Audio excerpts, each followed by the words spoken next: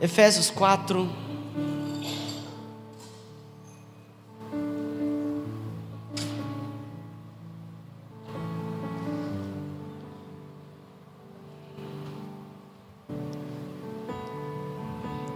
Versículo 11.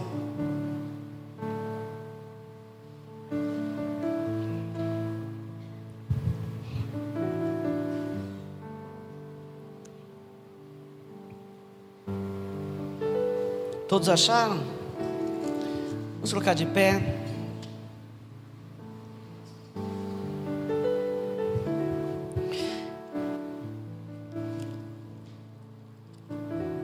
Carta do apóstolo Paulo à igreja de Éfeso, capítulo 4, versículo 11.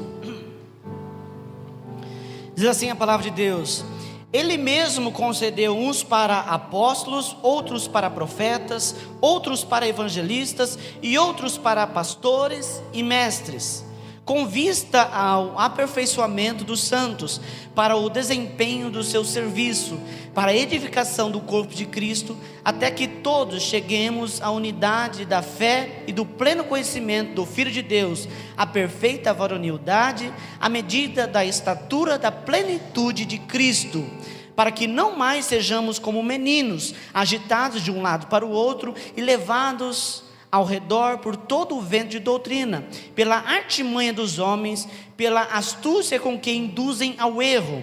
Mas, seguindo a verdade e amor, cresçamos em tudo naquele que é a cabeça, Cristo, de quem todo o corpo, bem ajustado e consolidado pelo auxílio de toda a junta, segundo a justa cooperação de cada parte, efetua o seu próprio aumento para a edificação de si mesmo em amor.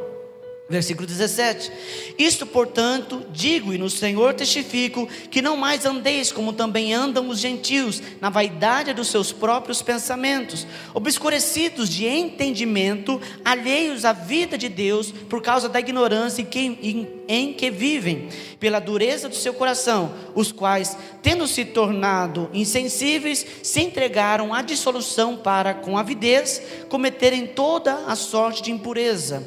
Mas não foi assim que aprendeste a Cristo, se é que de fato o tendes ouvido e nele foste instruído, segundo é a verdade em Jesus, no sentido de que, quanto ao trato passado, vos despojeis do velho homem, que se corrompe segundo as concupiscências do engano, e vos renoveis no espírito do vosso entendimento, e vos revistais do novo homem, criados segundo Deus, em justiça e retidão procedestes da verdade.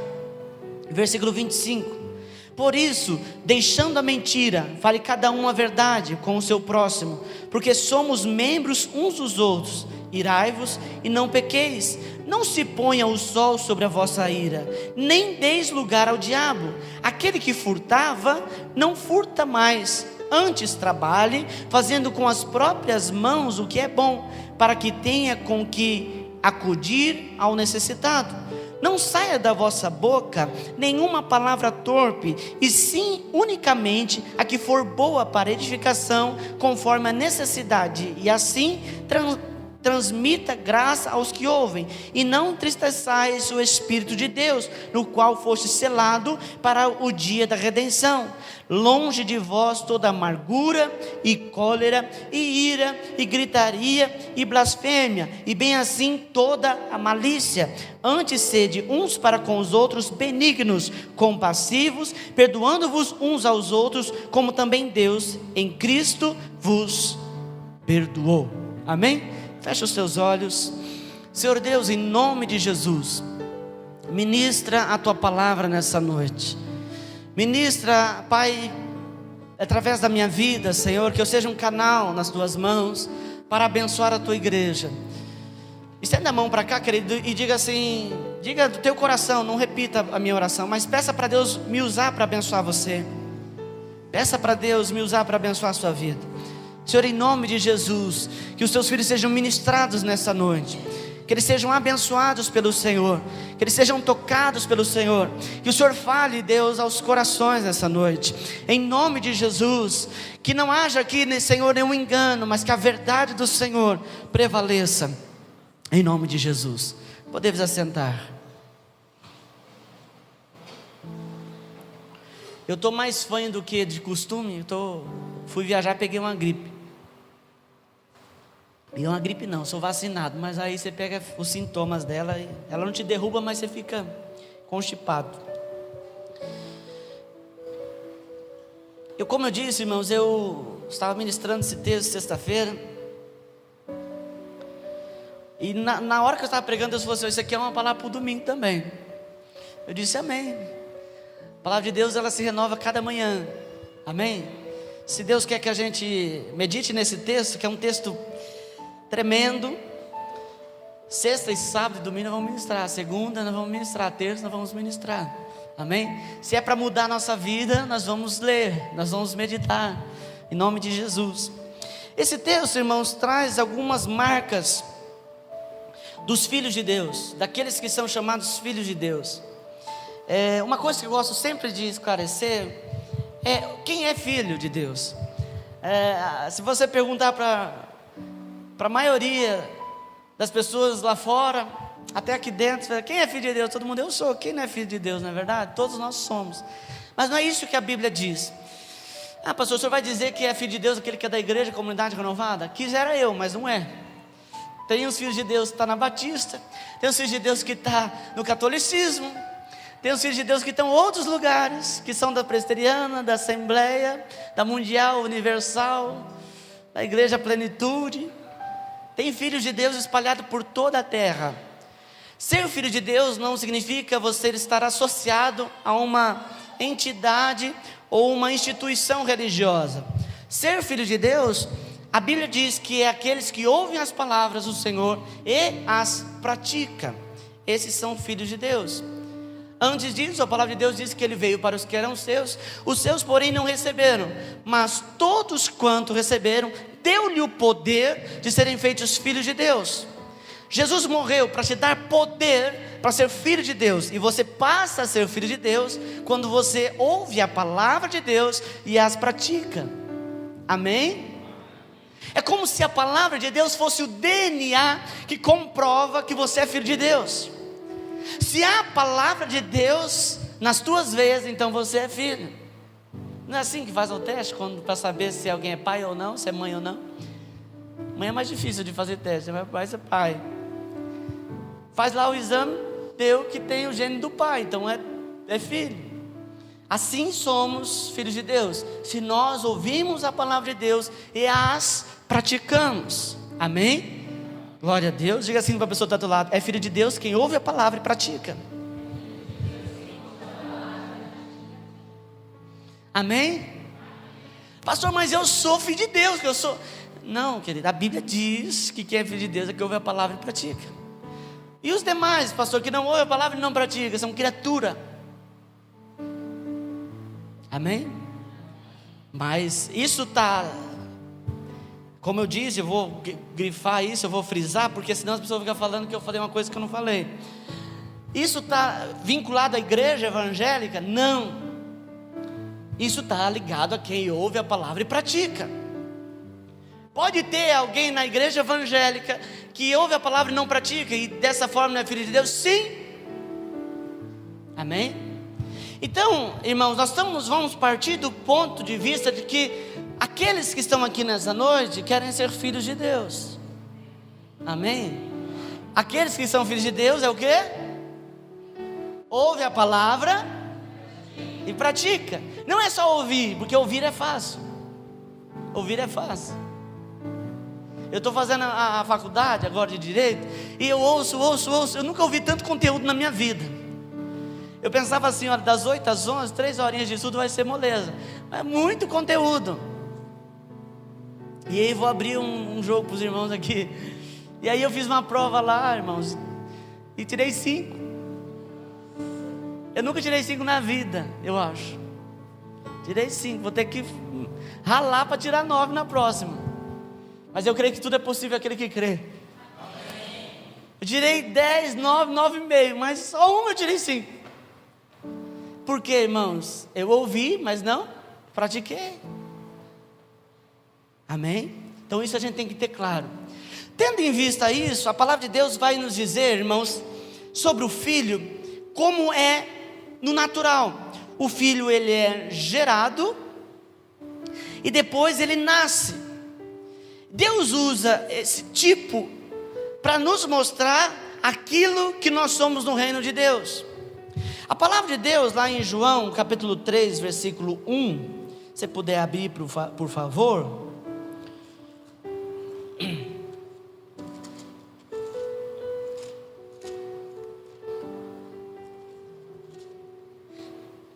Eu fiquei domingo sem pregar, agora tem muita pregação. Vou ficar até às 11 aqui hoje, eu acho. Um amenzinho tímido lá do lado de cá assim. João 3. Vai falar, irmãos, assim: havia entre os fariseus um homem chamado Nicodemos, um dos principais dos judeus. Este de noite foi ter com Jesus e lhe disse: Rabi, que quer dizer mestre, sabemos que é mestre vindo da parte de Deus, porque ninguém pode fazer esses sinais que tu fazes, se Deus não estiver com ele.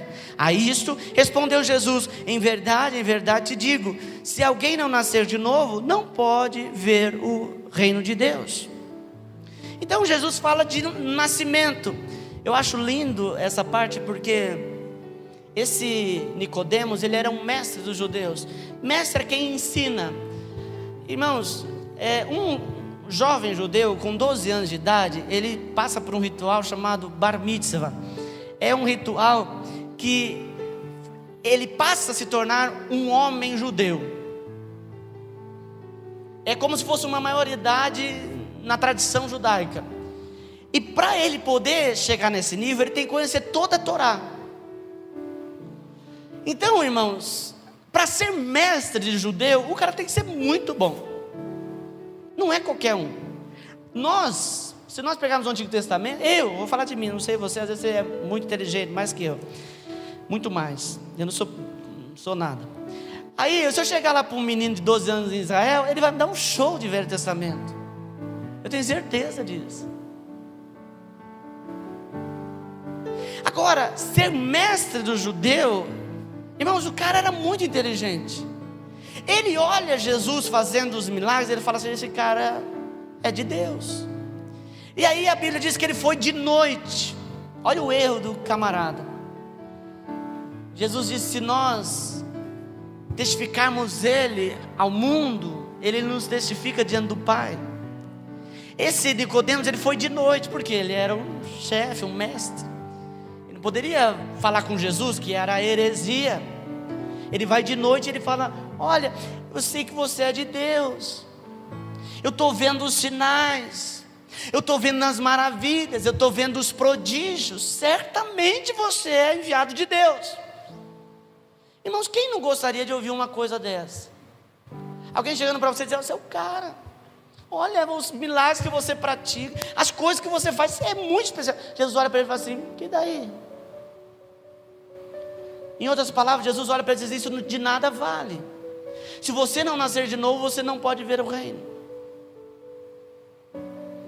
E ele vai questionar Jesus: mas como que pode alguém nascer de novo? Vai entrar de novo no útero? E Jesus fala: meu Deus, mas você não é um mestre. Você não entendeu nada. Você não está entendendo nem as coisas naturais. Você vai entender aquilo que é espiritual. E Jesus diz então que é preciso nascer de novo, nascer em Deus. Amém? Por isso, irmãos, que nós praticamos o batismo. Porque no batismo, a palavra batismo vem da palavra grega baptizo, sepultamento. Sepulta o velho homem, nasce o novo homem em Deus. Entenda, a morte não é o ato do batismo. A morte é quando você entrega o seu coração a Jesus. O batismo é o símbolo dessa entrega. Amém? Conheço muita gente que batizou, mas não morreu. Eu conheço muita gente que saiu da água, mas nunca nasceu de novo. Porque isso é um símbolo, um ritual. Amém? Um ritual. E Jesus então vai dizer: se não nascer de novo, não vê o reino de Deus. Então, irmãos, ele começa a desenvolver a ideia que nós somos como uma criança que é gerada e nasce e passa a viver uma vida em Deus. Eu falei aqui sexta-feira, que pai que quer ver o seu filho, que pai que não quer ver o filho progredir? Que pai que não quer ver o filho aprendendo coisas novas? Eu dei o exemplo aqui da Maria Clara. Cada dia a Maria Clara nos surpreende lá em casa. Eu creio que é assim com todos os pais. Cada passo que ela dá de maturidade, de entendimento, de conhecimento, e ela é muito inteligente. Ah, pastor, todos os pais falam isso? Sim, eu falo também. Ela é muito inteligente. Hoje eu estava ensinando ela a me dar as coisas. Eu estendia a mão, ela me dava, eu dizia obrigado, e dava para ela dava de novo, eu obrigado. E ela vai aprendendo, você vai estimulando, ela vai aprendendo, e a gente fica feliz com isso. E nós então, irmãos, que somos pais maus, como a Bíblia diz que nós humanos somos maus, que dirá Deus, que é o Pai de amor? Deus diz na sua palavra: se os pais, vocês que são pais, se os filhos pedirem pão, vocês não dão pedra, que dirá eu? Então, assim como nós, Deus quer ver os seus filhos progredindo, crescendo, se desenvolvendo nele. Amém? Olha para a pessoa que está do lado e diga assim: Deus quer que você cresça. 1 Pedro capítulo 1, versículo 23. Lá no finzinho da Bíblia, abra para mim, por favor. Quem sabe essa vai ser a primeira vez que você vai abrir 1 Pedro na sua vida.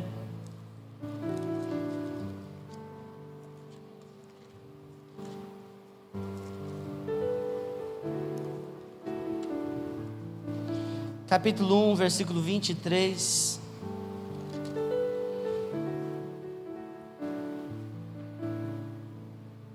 O obreiro aprovado é aquele que sabe manusear bem a palavra. Fica a dica.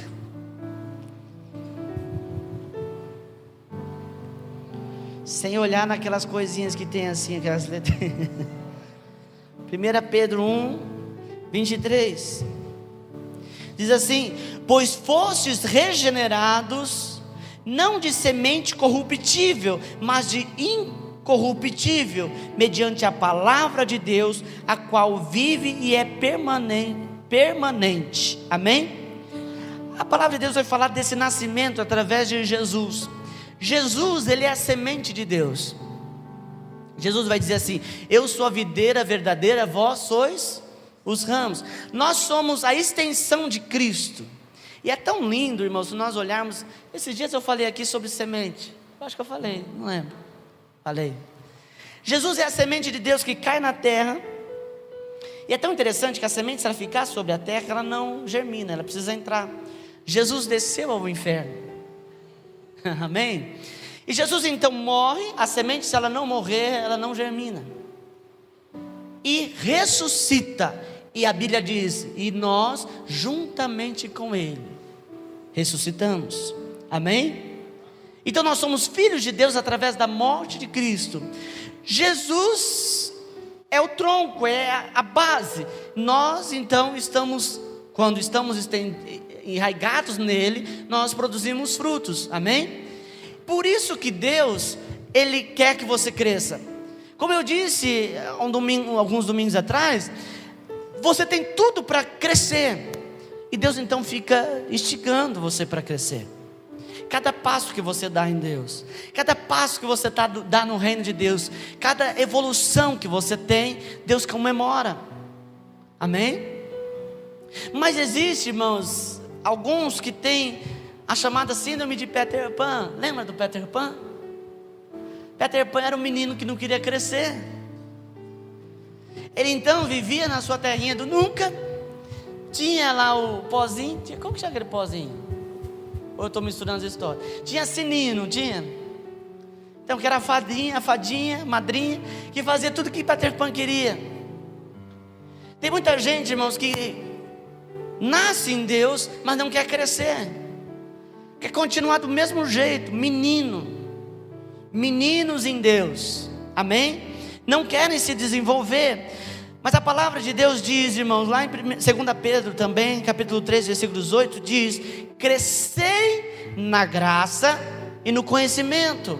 Olha para a pessoa que está do teu lado e diga assim: crescer não é uma escolha, é uma ordem. Amém? É muito difícil, irmãos, porque Deus, como eu tenho dito esses dias, nos criou, nos formou para um propósito, para fazer alguma coisa. Não foi para comer, plantar uma árvore, escrever um livro e morrer. Não, é algo maior.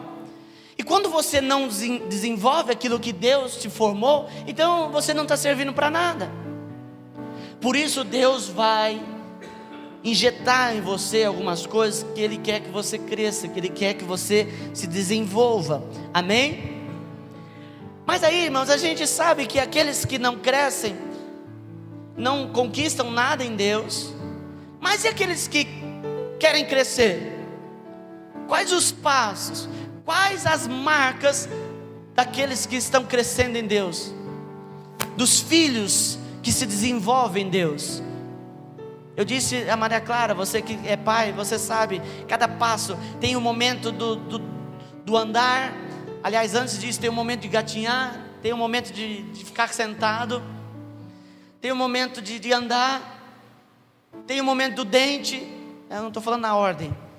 Tem um momento do dente, tem um momento de comer sozinho. Não é assim? Cada fase. Então cada fase é marcada por um símbolo. E quais as marcas daqueles que crescem em Deus? Efésios, como nós lemos, capítulo 4, no versículo de número 14, vai dizer assim: para que não mais sejamos como meninos, agitados de um lado para o outro e levados ao redor por todo o vento de doutrina.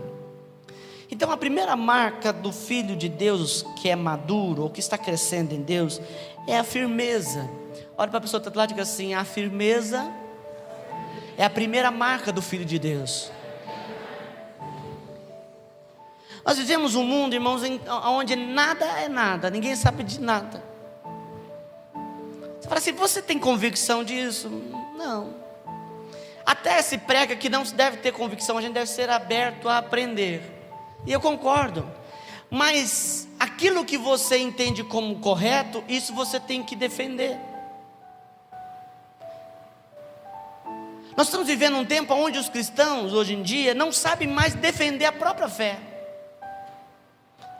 E aí nós voltamos lá onde nasceu a igreja. Nós somos a igreja protestante. Pega os reformadores. As pessoas falam muito de Lutero, mas tem muitos outros. Lutero foi só uma pontinha do iceberg. Tiveram muitos outros reformadores. Teve homens que morreram pelo evangelho.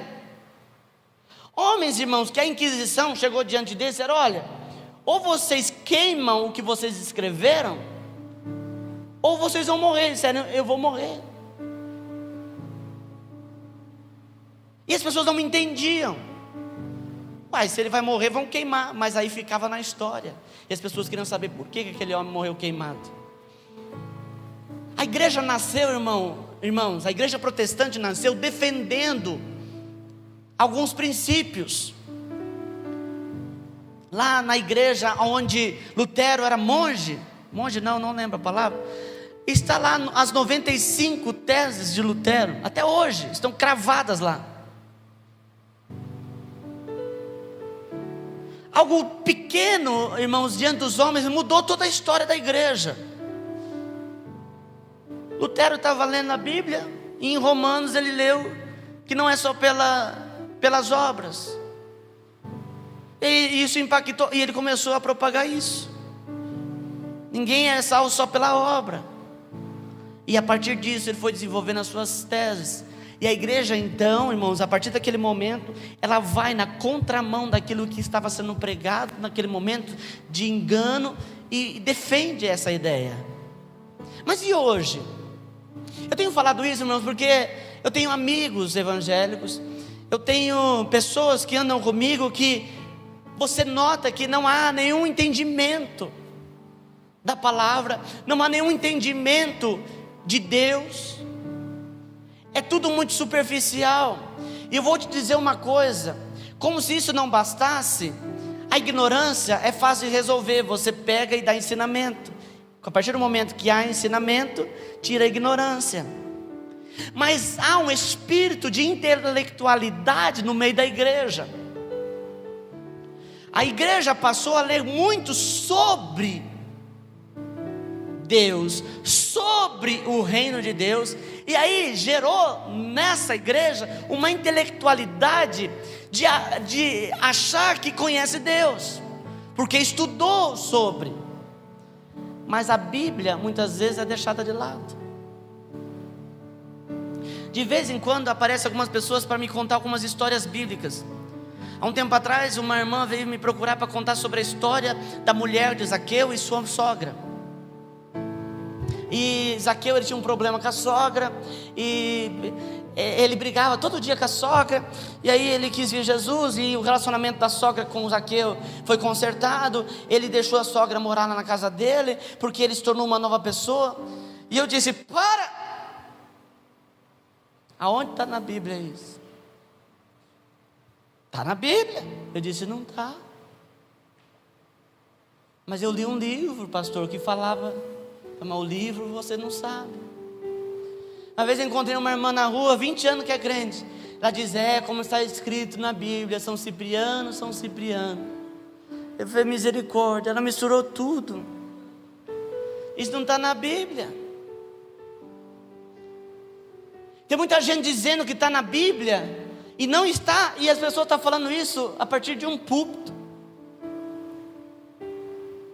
Isso é sério. Pastor, quer dizer que a marca do Filho de Deus é decorar a Bíblia? Não, é você entender aquilo que você está vivendo. Eu preciso entender qual é o meu lugar, irmãos, no mundo.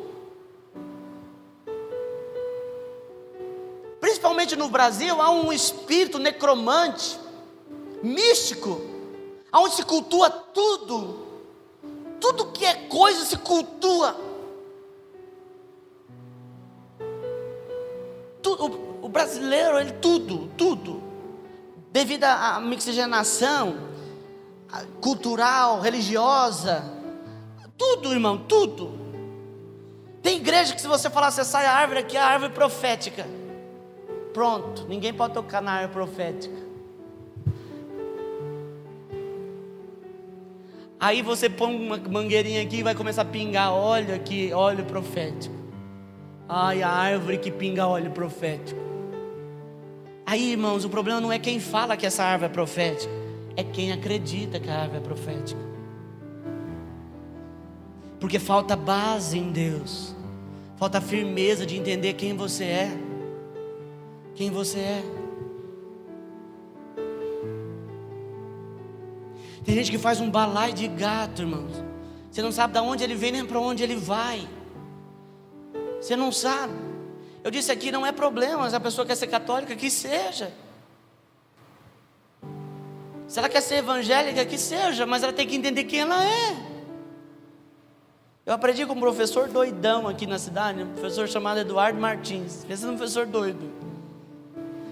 Ele disse assim: e ninguém vive sem posição. Quando alguém diz eu não tenho posição, ele já está tomando uma. Ninguém vive. Você precisa entender qual a sua posição no reino de Deus, qual a sua posição no mundo, e querer, irmãos, firmar nisso. Amém? A Bíblia diz que não são levados, aqueles que são filhos de Deus, a marca deles, eles não são levados por qualquer doutrina. Nós temos na Bíblia as sãs doutrinas. Por exemplo, a doutrina da salvação. Tem que se arrepender, tem que reconhecer Jesus como Senhor, e você será salvo. Pastor, e o batismo? Não é pré-requisito de salvação. Não é.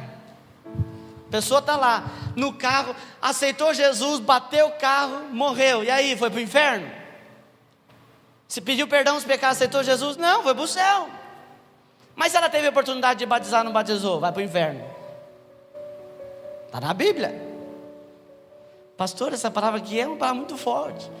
Mas vamos pregar o quê? Não vamos pregar aqui motivação? Vamos pegar autoajuda aqui no púlpito?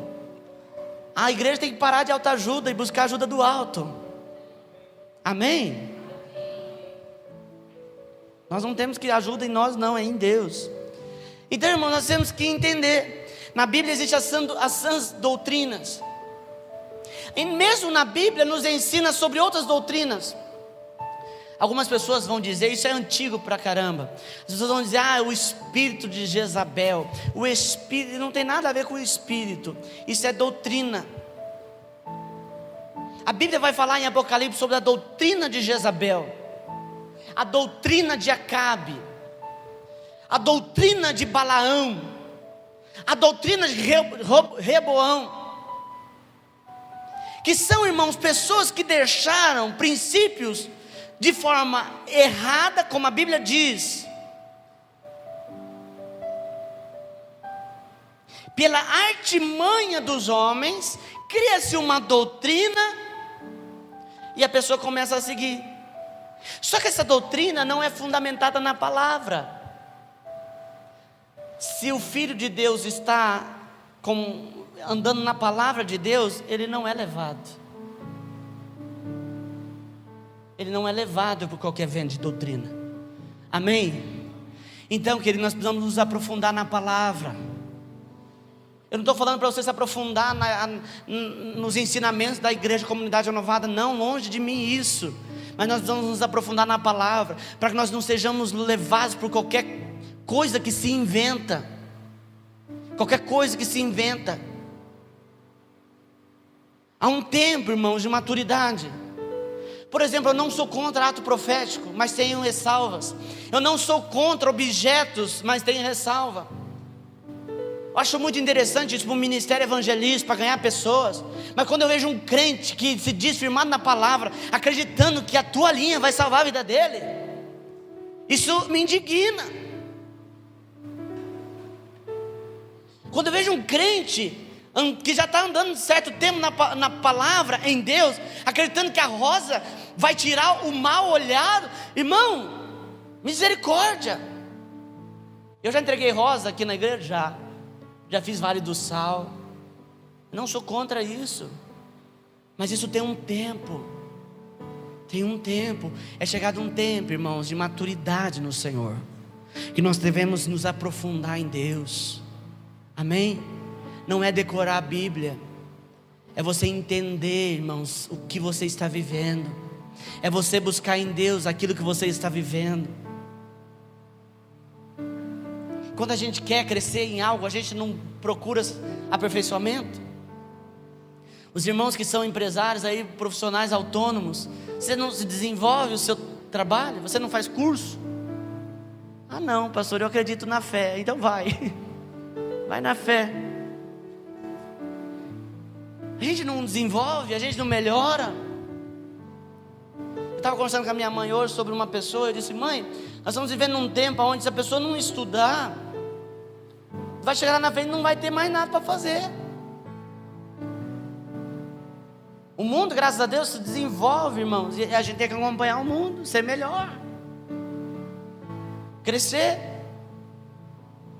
Amém? Glória a Deus. Assim como no mundo, nós também em Deus nós devemos nos aperfeiçoar. É isso que a Bíblia diz, nos aperfeiçoar em Deus. Amém? Firmeza na palavra, firmeza no desenvolvimento. O que é uma pessoa ter firmeza no desenvolvimento? É ele, como a Bíblia diz, ser como a luz da aurora, brilhando, brilhando, até ser dia perfeito. Tem gente que brilha, escurece, brilha, apaga, brilha, apaga. Um dia cheio de fé, outro dia pouca fé. Outro dia é uma pessoa de Deus, confia, acredita, recebe a cura. No outro dia está querendo largar tudo e ir para o mundo. Nós vamos ser firmes no nosso desenvolvimento em Deus. A Bíblia diz que as coisas velhas se passaram, diz que tudo se fez novo. É novidade de vida. Amém? Olha para a pessoa que está do lado e diga assim: é viver em novidade de vida. Desenvolvendo. Amém? Por exemplo, a gente fala contra o pecado. É louco que a gente fala contra o pecado, a pessoa fala: pastor, mas não tem jeito de não pecar.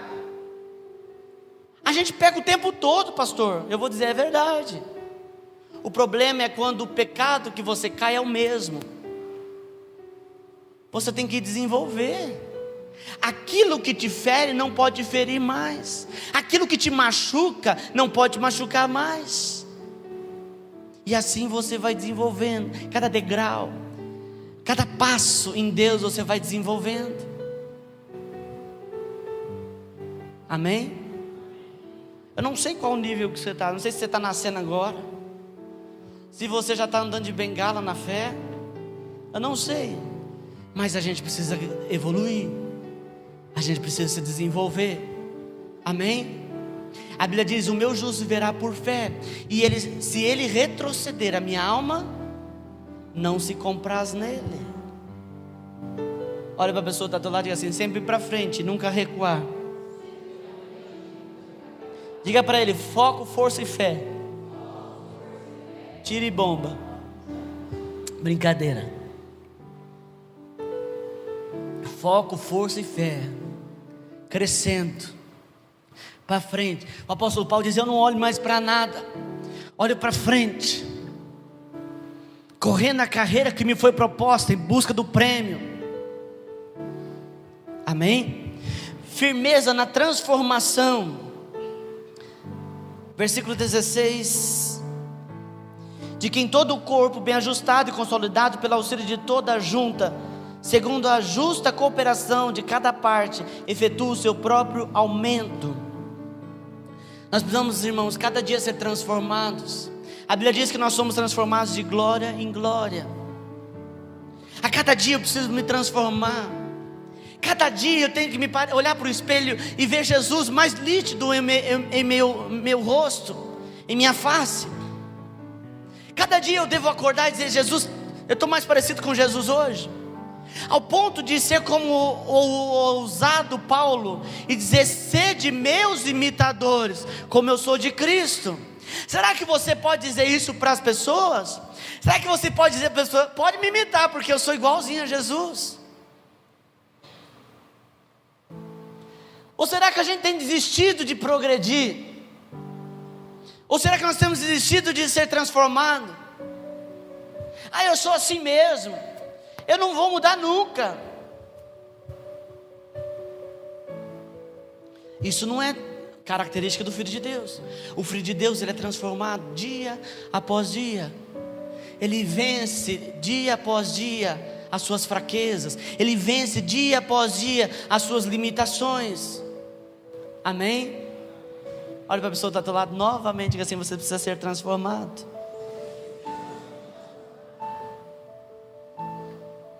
Segundo lugar, diga assim: os filhos de Deus.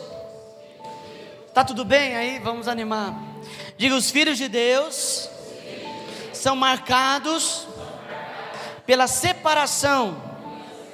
Versículo 17: isto portanto digo e no Senhor testifico, não mais andeis como também andam os gentios. A Bíblia diz que antes éramos trevas, e Ele nos chamou para o reino do seu Filho, o reino de luz. Aqueles que são filhos de Deus vivem na luz. Diga assim comigo: aqueles que são filhos de Deus vivem na luz, não mais nas trevas. Então, irmãos, como a Bíblia diz, que comunhão há? A Bíblia diz, quer dizer, que comunhão há entre luz e trevas? Deve haver separação. Você deve ser diferente. Nós não podemos mais andar como andavam os gentios. Como andam os gentios. Eu não posso agir como age o ímpio. 3 irmãos. 3 funções na nossa transformação. Aquilo que nós agimos, aquilo que nós reagimos e aquilo que nós refletimos. Aquilo que nós agimos, aquilo que nós reagimos e aquilo que nós refletimos. Isso deve ser diferente. O mundo não para pensar. É a lei da reação. Bateu, leva outro, não é assim? Aí eu também, pastor. Comigo a coisa não deixa barata, não. Veio, leva. Sou igual Pedro, pastor. Que Pedro? Que Pedro você está falando? Qual é o Pedro que você está falando? Eu creio num Pedro, aliás, vejo na Bíblia um Pedro que entregou a vida para Jesus e foi transformado. Você está falando do Pedro velho, mas o Pedro velho se converteu. Aqui, pastor, comigo chegou, levou. Não, não é assim não, o reino de Deus não é assim não. Se alguém te bater numa face, o que você deve fazer? Pastor, não acredito, tem que virar outra. É difícil, mas é assim. Você não é mais um ímpio, você não é mais um gentil, você é o filho de Deus. A Bíblia diz que nós somos dispenseiros da graça. O dispenseiro é aquele que tem a chave da dispensa, que abre a porta da graça para aqueles que querem alcançar a graça.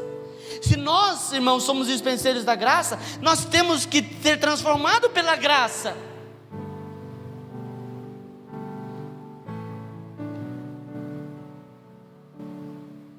Amém? A minha avó, por parte de pai, ela era dispenseira da sala dos doces.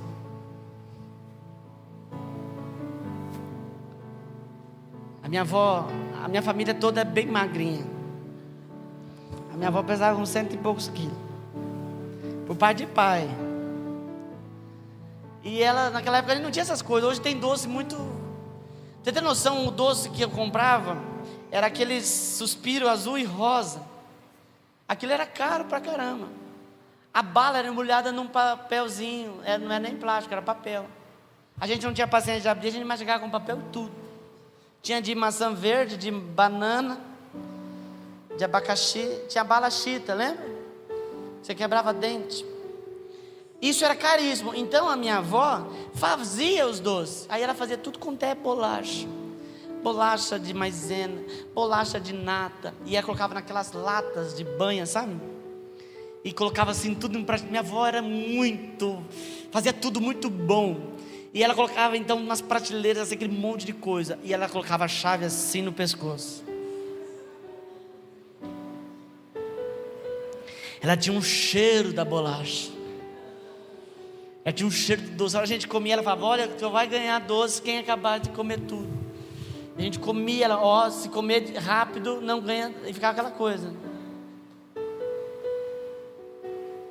Nós somos dispenseiros da graça. Nós temos a chave que abre a porta para a graça. Será que nós estamos sendo igual a minha avó? Olha, só vai entrar. Não, irmãos. Não, nós temos que refletir essa graça que nós estamos guardando, que nós estamos apresentando ao mundo. Vós sois sal da terra e luz do mundo. Nós temos que refletir essa graça. Amém? A nossa ação deve ser diferente, a nossa reação deve ser diferente, a nossa interação deve ser diferente. As pessoas têm que olhar para mim e ver Jesus na minha vida. Tem gente que quer andar no evangelho contrário, quer levar as pessoas para Jesus através do medo. Se não mudar de vida, você vai queimar no inferno, hein? Se você não mudar de vida, você vai queimar no mármore do inferno, lá no fogo, no azeite do inferno. Um tempo atrás me ligaram, desesperado: pastor, ora pela minha filha. Eu falei: o que foi? Ela estava no hospital e foi uma mulher lá que se chamou de pastora e disse que se a gente não mudar de vida, Deus vai levar a nossa filha. Aí eu falei: não, está cancelada essa palavra. Se pela boca de uma autoridade essa palavra foi proferida através de uma outra autoridade, ela é cancelada. Eu falei isso através do telefone. Eu não aguentei, eu fui para a reunião de pastor. Acho que foi a última reunião de pastor que eu fui. Eu disse: olha, tem gente indo no hospital falar coisa que não deve. Eu falei: isso não é atitude de gente de Deus, não. Eu não falei quem, mas a pessoa logo se levantou e disse: olha, eu fiz sem querer. Nós não somos isso. Nós não estamos aqui para amaldiçoar, nós estamos aqui para abençoar. Amém? Nós estamos aqui para ministrar amor na vida das pessoas. Deus não trabalha, irmão, com ameaça. Deus não trabalha com ameaça. Amém? Eu vou dizer uma coisa que eu já disse aqui, isso é para gravar no teu coração. A revelação de Deus, ela não é para te dar destino, ela é para te exortar, te consolar. Ela não vai dizer o que você vai ou não vai fazer. Se você está recebendo uma revelação, casa com tal pessoa, faça tal coisa, isso não é da parte de Deus. A palavra, ela deve te confortar, te consolar. Amém? E não para a palavra não, perdão, a revelação, e não para te dar destino. O que dá destino é a palavra de Deus. Está vendo onde entra a falta de entendimento? Está tudo bem aí?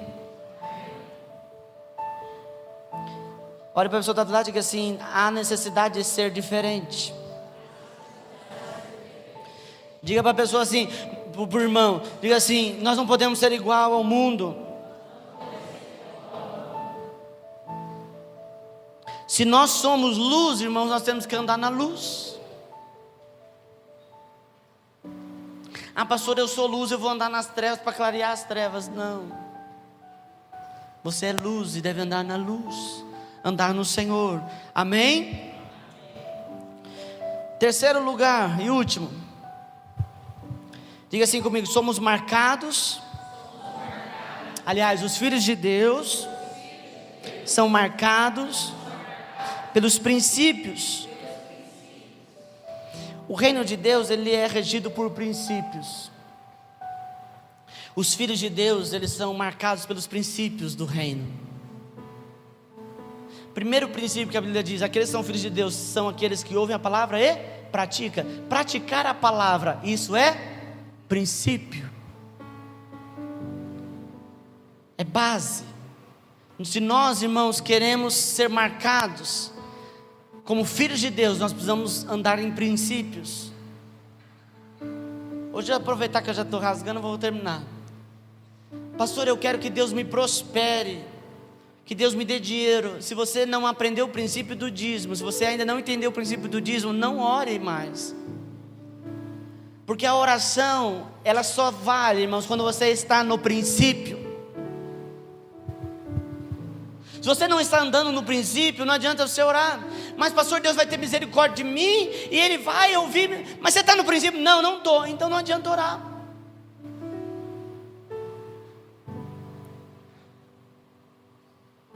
Pastor, isso é discutível, isso é ponto de vista. Não, não é. A Bíblia diz: trazei todos os dias. Malaquias, abre lá, nunca abra esse texto. Malaquias 3:10.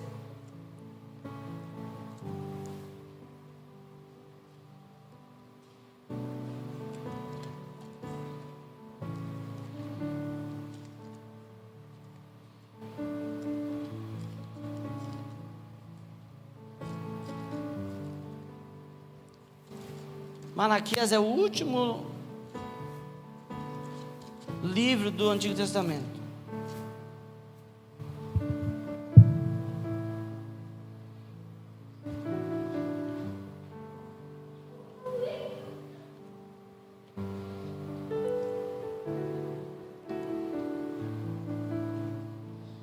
Eu vou ler a partir do 6. Porque eu, o Senhor, não mudo.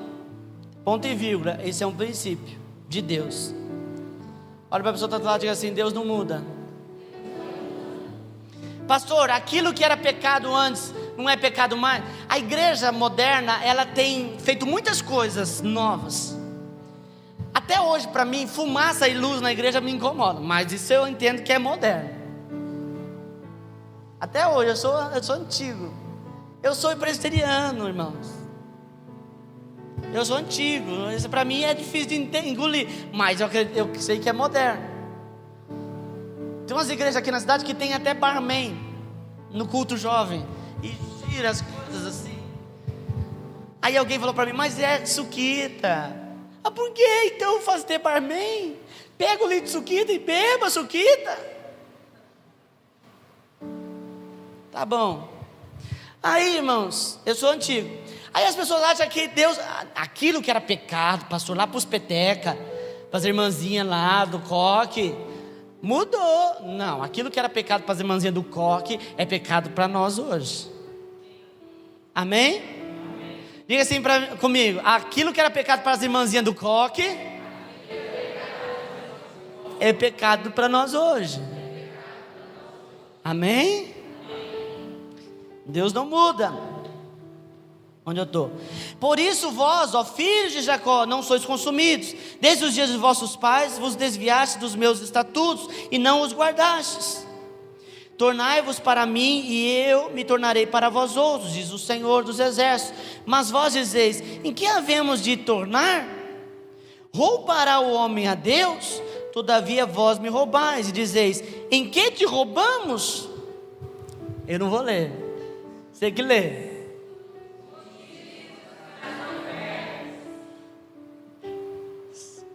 Quem tem Bíblia aí? Está escrito isso aí mesmo? Tá. Com maldição sois amaldiçoados, porque a mim me roubais. A maldição vem do diabo ou vem de Deus? De Deus. A maldição está estabelecida por Deus. Pastor, Deus amaldiçoa? Não, Deus amaldiçoou. Maldição, irmãos, é algo que Deus estabelece para todo aquele que desvia do princípio. Deus disse assim para o povo de Israel: eu coloco diante de vós o caminho da bênção e o caminho da maldição, escolhei vós qual andais. Amém? Não é que Deus pega e diz assim: eu vou te amaldiçoar. Não, Ele estabeleceu dois caminhos: o caminho da bênção e o caminho da maldição. Eu escolho se eu vou andar no caminho da bênção ou se eu vou andar no caminho da maldição. Mas aquele que não cumpre o princípio está no caminho da maldição. Não vou nem pedir amém para você não ficar assustado. Com a maldição sois amaldiçoados, porque a mim me roubais, vós a nação toda. Trazei, versículo 10, todos os dízimos à casa do tesouro, para que haja mantimento na minha casa, e provai-me nisto, diz o Senhor dos Exércitos, se não vos abrir as janelas dos céus. Tem tradução que diz cataratas. Alguém já foi lá em Foz? Já viram as cataratas do Iguaçu? Cataratas do céu. No original é cataratas, não é porta. É algo gigantesco. E não vos derramar sobre vós bênção sem medida. Por vossa causa repreenderei o devorador. Quem que repreende o devorador? A oração? Não. O princípio. Amém? Quem repreende o devorador é o princípio. Por vossa causa repreenderei o devorador, para que não vos consuma o fruto da terra. A vossa vide no campo não será estéril, diz o Senhor dos Exércitos. Todas as nações vos chamarão felizes, porque vós sereis uma terra deleitosa, diz o Senhor dos Exércitos. Amém? Nota que Deus, na Bíblia você vai encontrar Jeová Shalom, Deus da paz. Jeová Rafá, Deus que cura. Não são vários deuses, são nomes de Deus. Jeová Nissi, o Senhor é bandeira. Elohim, Deus poderoso. E tem na Bíblia Jeová Sabaó, é o Deus da guerra. É a magnitude de Deus. A guerra fala de algo poderoso, de algo imponente. E o Senhor está querendo mostrar a sua soberania, grandeza, para nós entendermos o princípio do dízimo. Não é sobre isso que eu quero falar nessa noite. Eu só quero que você entenda o princípio, o quanto ele é importante. O princípio. Eu sempre, quando eu vou conversar com alguém, a pessoa vai para um lugar onde não tem igreja, ela vai ficar um tempo fora, eu falo assim: olha, não se aparte dos princípios. Não se aparte dos princípios. Eu conheci uma senhora aposentada. Ela não era protestante, ela não seguia religião nenhuma. Mas ela assistindo televisão, ela entendeu o princípio do dízimo e ela dizimava. Só para você ter noção, a veinha com aposentadoria era próspera.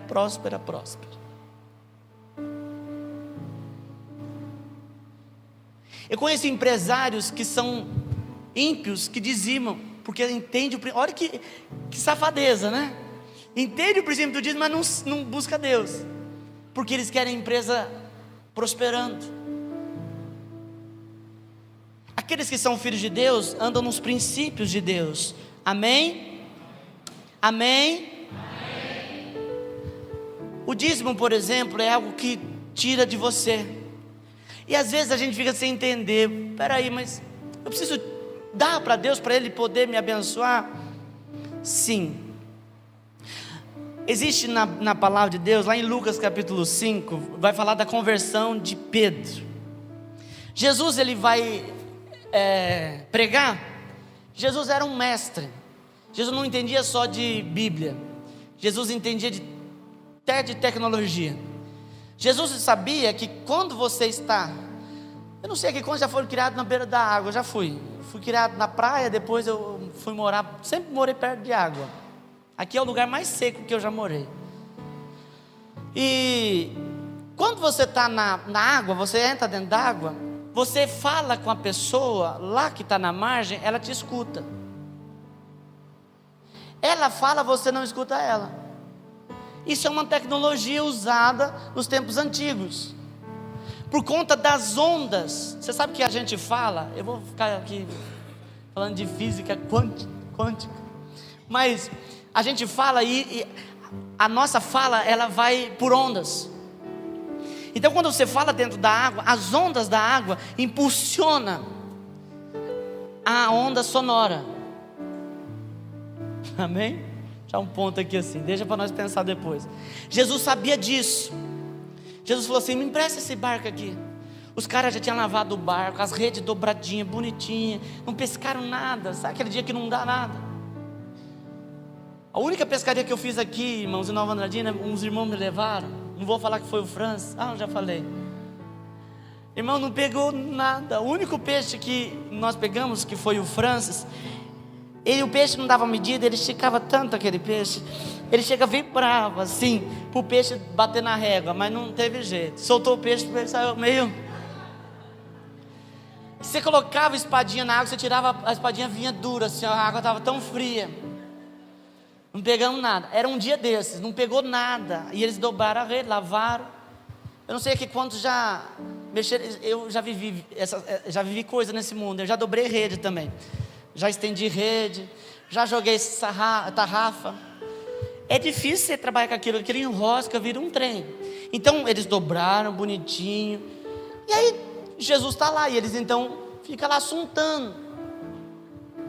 E Jesus fala: você me empresta esse barco aqui para eu ir lá pregar? E Jesus pega o barco, vai lá para a água e começa. O jeito de sentar eu não consigo, não tenho articulação para isso. Mas o jeito dos mestres sentar era sempre com a perninha assim. Por isso que Buda está com a perninha assim, significava a posição de ensino. Eu não consigo sentar a perninha de índio. Nunca sentei na escola. A professora falava perninha de índio, eu sentava com a perna para cima. E Jesus senta lá, perninha de índio, e começa a pregar. Jesus fala de fé, do reino de Deus. E aí ele acaba a pregação. Jesus fala assim: olha, vamos pescar agora? E aí, irmãos, Pedro fala: nós não pegamos nada, né? Mas nós vamos. Ele fala: vai lá para o fundo. Irmãos, ninguém pega. Se você vê um barco no meio do Paranazão, você pode saber que esse cara não é pescador. Você vê um barco no meio do rio, o cara nunca pescou na vida. Ninguém pesca no meio do rio. Jesus falou assim: vai para o meio. Jesus é o Deus da impossibilidade. Se Jesus falasse assim, ó, vamos aqui nesse cantinho, eles iam falar, ah, Jesus sabia do poço, tinha uma serva ali. Não, mas Jesus foi para o meio, não tem peixe no meio, só se fizer arrastão.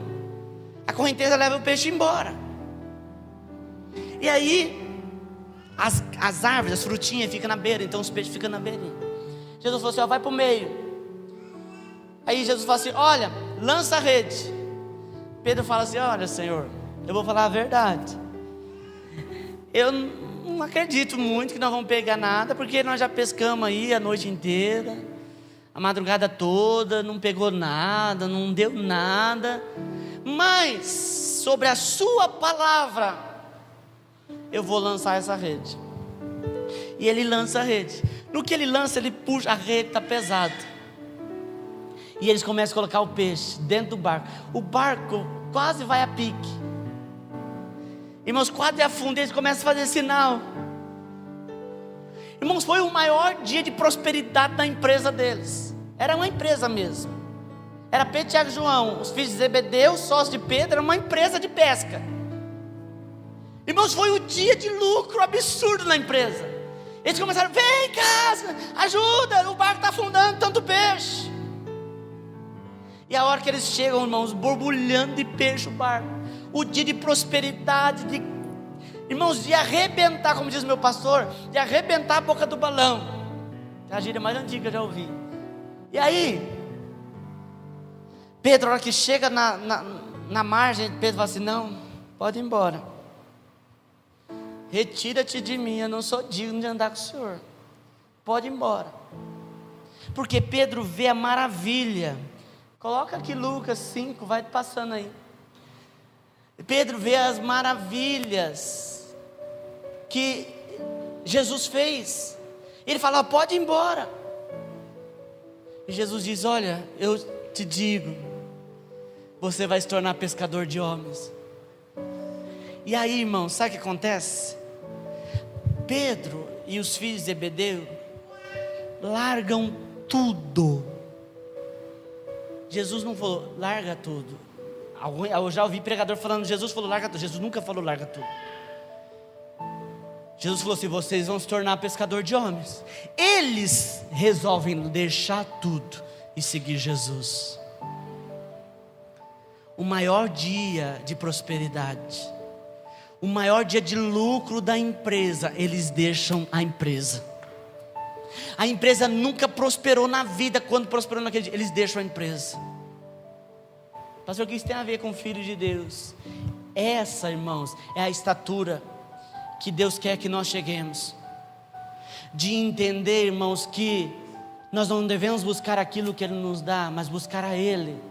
Quando Jesus faz, irmãos, eles terem uma boa pesca, Jesus está querendo dizer, olha, quando eu estou com vocês no barco, a prosperidade é sempre certa. Tem muita gente, irmãos, que está buscando Jesus para encher o barco e ficar com o barco cheio. E não quer andar com Jesus, só quer encher o barco. Isso é coisa de menino. Nós vamos crescer e entender, irmãos, que nós precisamos encher o barco. Basta nós termos o nosso peixe todo dia. É impressionante, Pedro larga tudo. Quando Jesus morre, ele fala assim, acabou, não vai ter mais nada, vamos embora, vamos voltar a pescar. E ele volta a pescar. Jesus vai lá na margem, ressurreto, aparece lá na margem, ei, tá pegando aí? É igual quando cruzam o barco, né? Só tá pegando, o cara tá com o tanque cheio, fala, não. Mas nesse dia não tinha nada mesmo. Não pegou nada, não. Vem cá, tem peixe aqui. Tinha lá peixe na brasa e pão quentinho. Sempre quando você busca a sua vontade, você nunca vai ter nada. Mas quando você busca a vontade de Deus, o seu barco transborda. Está entendendo? Você está entendendo quanto vale a pena você estar na vontade de Deus? Você está entendendo quanto vale a pena você estar no propósito de Deus? Para de querer encher o barco e querer andar com aquele que enche o barco. Para de correr atrás da bênção e busca o Senhor da bênção. Amém? Pedro deixou tudo. Deixou tudo. O teu coração é disposto a deixar tudo? Aqueles que são filhos de Deus deixam tudo. Entrega tudo para Deus.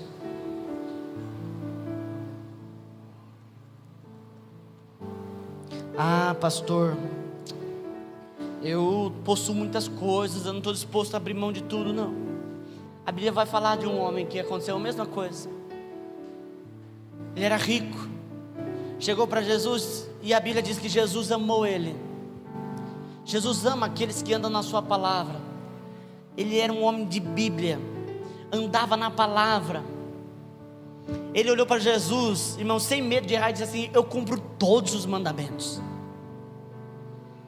Jesus olha para ele e diz assim: tá ótimo, só falta uma coisa para você andar comigo. Você quer andar comigo? Eu quero, Senhor. Vende tudo que você tem, dá aos pobres e segue.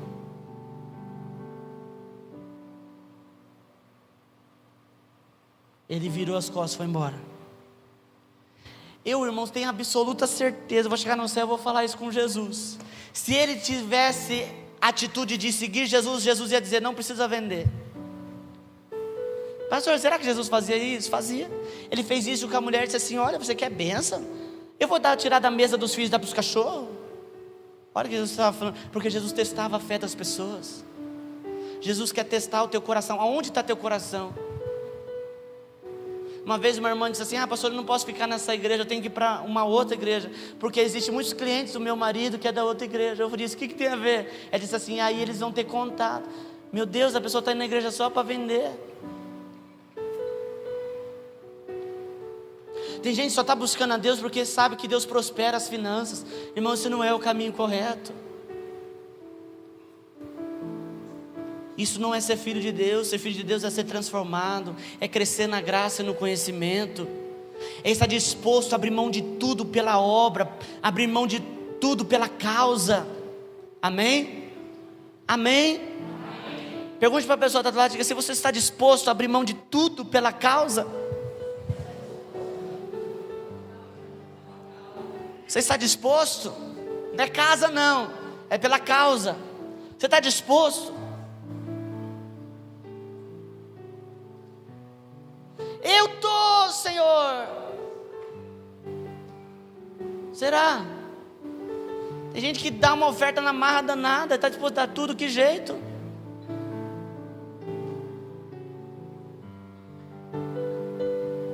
Eu falo aqui, as irmãs que vêm de Tupperware sempre estão me perdoando. Eu falo aqui, uma pessoa compra uma vasilha, eu vou falar vasilha mesmo, porque é uma vasilha de R$80. É quando você levanta e fala: vamos fazer uma oferta por ar-condicionado, a pessoa vem com 10 para você. Credo, pastor, o senhor não fala essas coisas, mas hoje eu estou falando. Não é o valor, é aquilo que você está depositando valor. É aquilo que você está tendo como precioso para você. Amém, irmãos? É aquilo que você está tendo como precioso para você.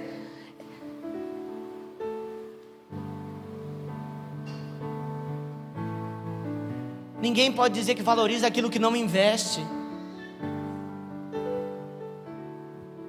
Pastor, eu valorizo a minha esposa, hein? Você investe nela? Não, então você não valoriza. Ninguém, irmão, ninguém pode dizer que valoriza algo que você não investe. Eu valorizo o reino, pastor. Você investe no reino? Mais ou menos. Então você não está valorizando. Você investe, você valoriza a obra? Valoriza, pastor. Você investe na obra? Não, então você não está valorizando a obra. Irmãos, nós estamos querendo encher o nosso barco, aí que está o problema.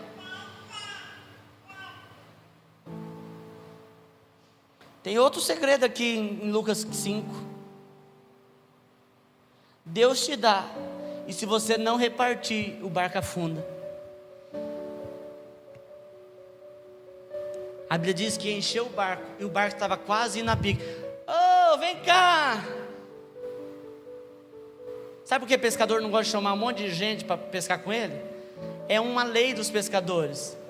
Toda a pesca é dividida por quem está no barco, não é? Cadê os pescadores aí? Tem pescador aqui? Meio pescador. Ah, tem outro ali. 2. Mais ou menos. Esses irmãos têm cara de pescador. Eu nunca comi peixe que vocês pescaram. Cadê que vocês estão me valorizando? Irmão, eles tiveram que chamar. Vem ajudar. Nós vamos ter que dividir esse peixe. Deus me deu, é benção minha, é para mim. Fica lá segurando os peixão. Amém? Você está entendendo? Vamos colocar de pé.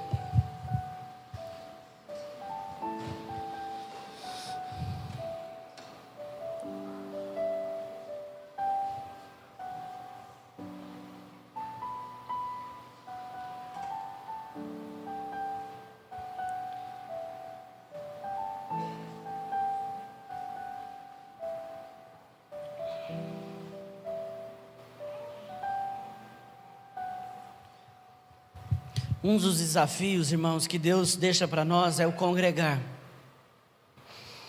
O congregar é desafiador. Você vem para a igreja, você é desafiado pelo irmão que senta do teu lado. Eu sempre fui cri-cri. Eu ficava pingando. Eu sentava sempre nas minhas cadeiras. Aí quando ficava uns xarope na frente junto comigo, eu ficava pingando, que é para os xarope não me perseguir. Sempre fui encrenca na igreja com esse negócio de xarope me perseguindo. Eu ando, como a Bíblia diz, anda separado. Sai fora. A pessoa fica falando na hora do culto. Eu não ando com gente assim. E aí eu tinha esse desafio. A palavra, a pregação desafia a gente, porque às vezes a gente ouve uma pregação que não é aquilo que a gente queria. Às vezes, por exemplo, você entrou aqui achando que a pregação ia falar você é amada. Tem gente, como eu disse, não cresceu ainda, está ainda no DVD diante do trono, nos braços do Pai. Pai, estou... Não pode nem ouvir aquela voz. Olha para mim, desesperado. Aquele louvor infantil, que você olha e diz, papai, se você teve um pai, aquela coisa. Tem gente que está nessa ainda. Não, irmãos, a palavra de Deus, ela deve ser espada para você. A palavra de Deus tem que incomodar a gente. Por isso que congregar é desafiador. A gente é estimulado a crescer na marra, a desenvolver. Nós precisamos, irmãos, mudar a nossa visão.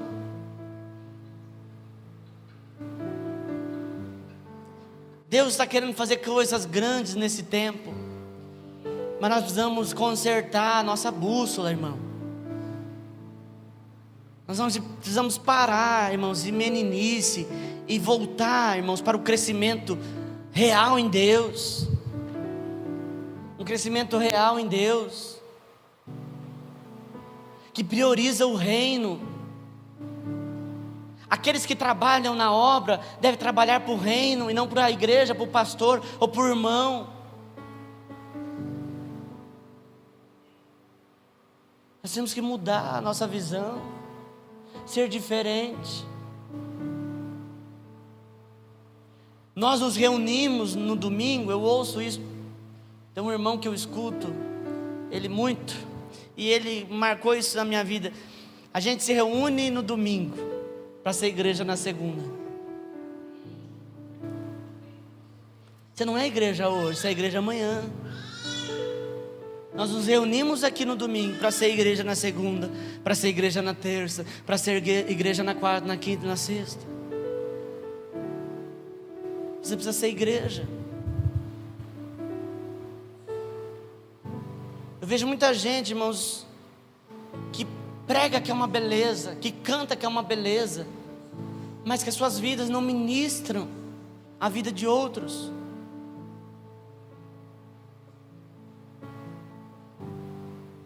Tem que ser igreja o tempo todo.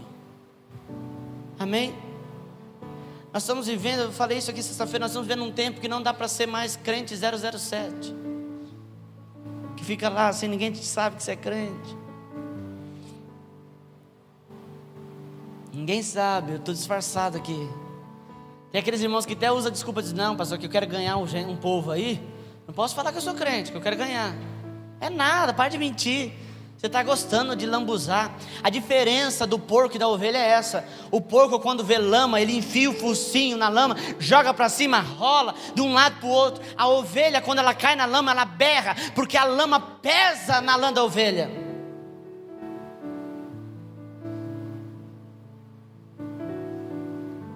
Por isso o cajado não era para bater, como muita gente fala. E o cajado, ele é curvo, que é para pegar no pescoço da ovelha e tirar ela da lama.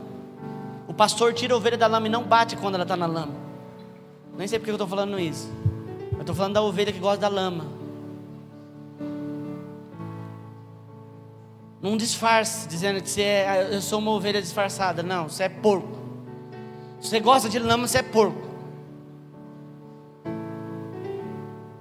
O apóstolo Paulo diz, aquilo que eu considerava como lucro, hoje eu vejo como lixo.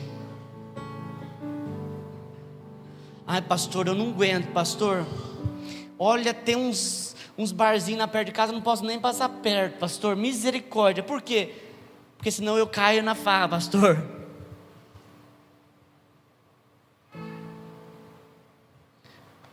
O Senhor disse que nós temos que viver uma vida nova. Amém? Fecha os teus olhos. Senhor, nós te adoramos, nós te bendizemos nessa noite. Nós pedimos, Senhor, que o Senhor derrame, Senhor, uma unção nova no nosso meio. Aviva-nos, ó Deus, nesses dias. Transforma, Senhor, a nossa vida, Senhor, para que nós possamos ser, Senhor, imitadores de Cristo. Que as nossas atitudes, Senhor, venham a ser as atitudes de Cristo. Queremos ser filhos maduros no reino. Filhos maduros no reino. Aleluia. Nós te adoramos, Senhor. Podemos assentar. Coloca o gasofilaço aqui para mim. Nós vamos recolher os dízimos, as ofertas. Eu falei sobre dízimo aqui, mas a intenção não é constranger, porque a Bíblia diz que a gente não pode dizimar e ofertar por constrangimento, nem por necessidade.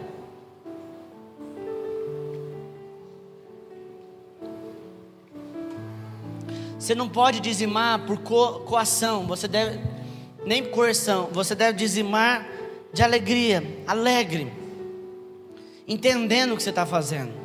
Pastor, eu não entendo o princípio do dízimo. Fica na bênção. Fica na paz. O dízimo é para aqueles que entendem o princípio. A oferta é para aqueles que entendem o princípio da oferta, da semeadura. A Bíblia diz que aqueles que semeiam no Senhor, assim como Isaac, colhem a 30, a 60 e a 100 por um. Amém? Você que vai dizimar, ofertar, pega a sua oferta na tua mão. Deixa eu orar por você. Senhor, em nome de Jesus, eu peço uma bênção especial sobre aqueles que vão ofertar na tua obra. Aqueles, Senhor, que vão ofertar, Senhor, no teu altar. Como nós falamos aqui, esse princípio, Senhor, quebra a maldição. Em nome de Jesus, quebra mesmo a maldição da falência. Em nome de Jesus, a maldição da crise financeira. Em nome de Jesus, a maldição da tormenta. Em nome de Jesus. E que as cataratas dos céus se abrem sobre os teus filhos. Em nome de Jesus, Senhor. Que aquele que está dizimando diante do Senhor venha a ser retribuída a sua fidelidade. Aquele que está ofertando, Senhor, que essa oferta venha a ser como uma semente boa, que produza 100 por um, Deus, conforme a tua palavra. Eu, Pai, como ministro do Senhor, abençoo, Senhor, os teus filhos e libero para prosperar, em nome de Jesus. Todos de pé. o irmão Gabriel vai estar ungindo. Você que for trazer o seu dízimo, a sua oferta, traga no gasofilácio, o irmão Gabriel te unge, para a glória de Deus.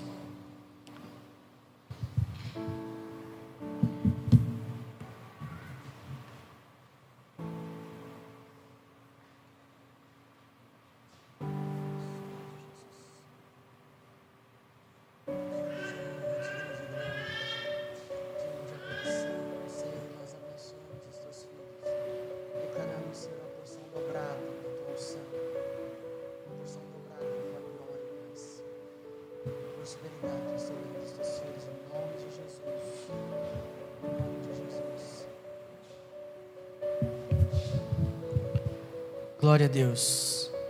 Dê a mão para a pessoa que está do teu lado. Nós já vamos encerrar.